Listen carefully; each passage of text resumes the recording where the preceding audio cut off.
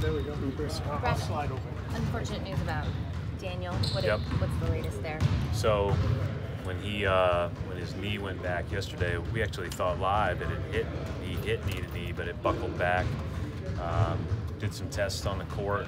Felt like he could keep going. I think he played the last maybe 2 seconds, but when he got buckled back on that deal, I guess tore a meniscus, and so he is out for the foreseeable future. Most likely out all season. Too bad. I mean, he's had an incredible rookie year, in my opinion, and he's obviously down, and he's weighing surgical options right now, and go from there. Any news with Kyrie? No updates with Kyrie. Just the same as last night. Al?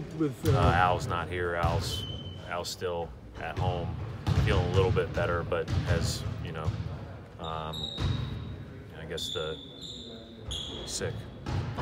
Moving forward, do you guys map out some kind of a rest program for Kyrie?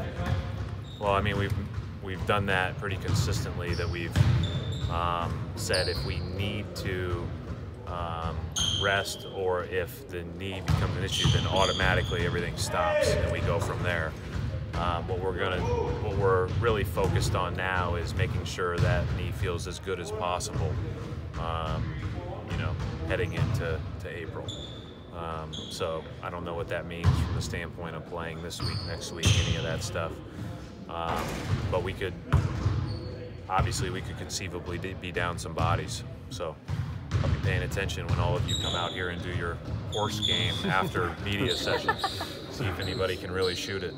I mean, with all the injuries that you've been through, I mean, you guys have obviously dealt with this all year. I mean, just how well equipped do you feel you are to handle this stuff? We are equipped, and we will, battle on, I think is the way you got to look at it.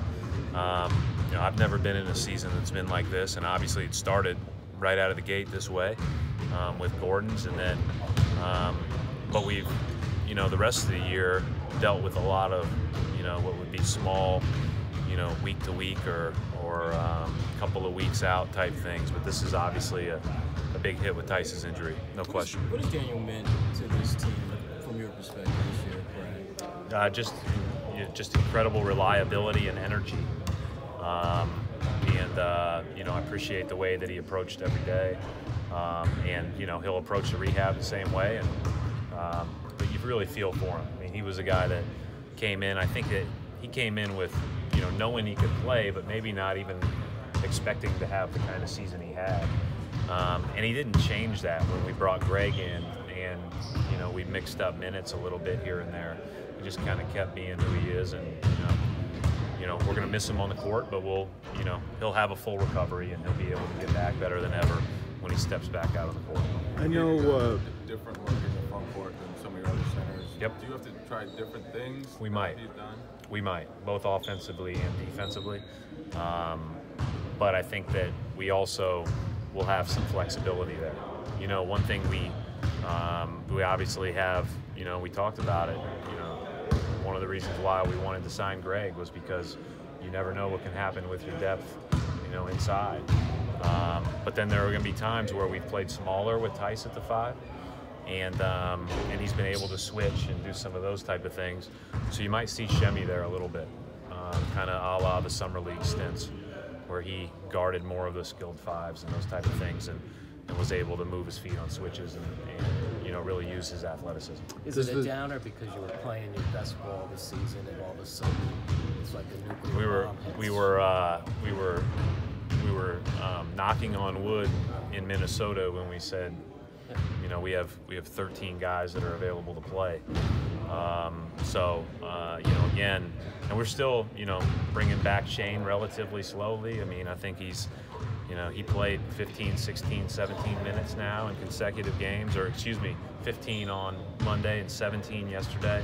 He'll stay in that 17 to 20 range for the foreseeable future. So as I brought our young guys together, this is what you guys have been doing this all year for, because,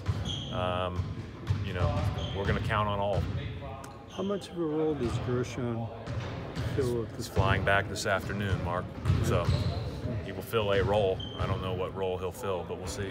Well, you still have, obviously, you still have 15 contracts, but is there still a point where you may consider adding somebody at some point? Well, we can't add without making a roster move because of the 15 contracts, so I would say that that's probably unlikely.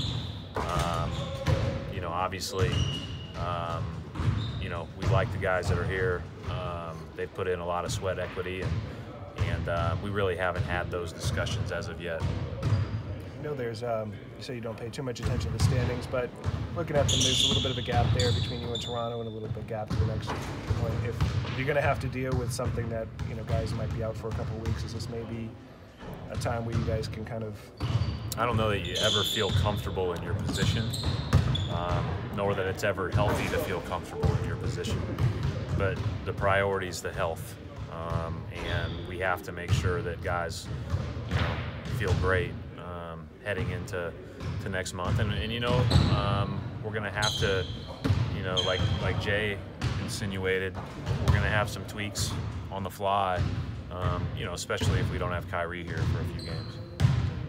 Then you don't expect him. He indicated last night he thought that might be the direction. He might be out for more. I think that we're still. I know I haven't even talked about availability Wednesday, Friday, or Sunday. You know, with our trainers about him yet. We were talking about everything else all morning.